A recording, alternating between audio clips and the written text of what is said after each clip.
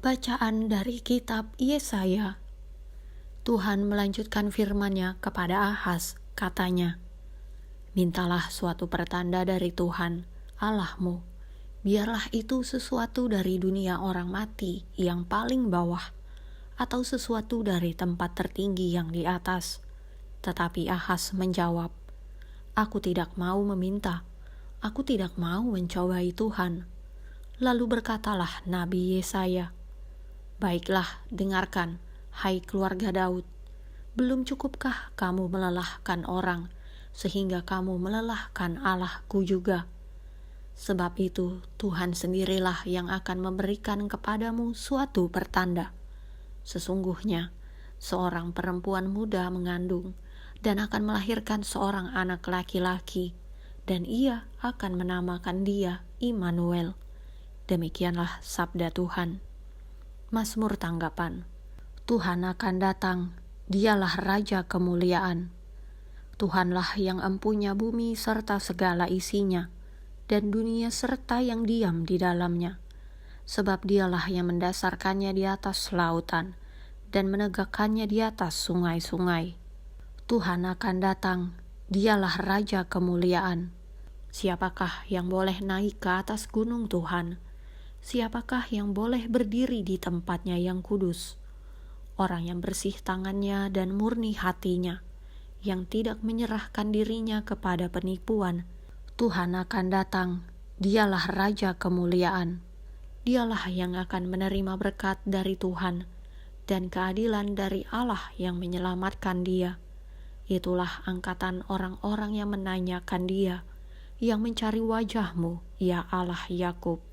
Tuhan akan datang, dialah Raja kemuliaan. Bacaan dari surat Rasul Paulus kepada jemaat di Roma. Dari Paulus, hamba Kristus, yang dipanggil menjadi rasul dan dikuduskan untuk memberitakan Injil Allah. Injil itu telah dijanjikannya sebelumnya dengan perantaraan nabi-nabinya dalam kitab-kitab suci, tentang anaknya yang menurut daging diperanakan dari keturunan Daud, dan menurut Roh kekudusan dinyatakan oleh kebangkitannya dari antara orang mati, bahwa ia adalah anak Allah yang berkuasa, Yesus Kristus Tuhan kita.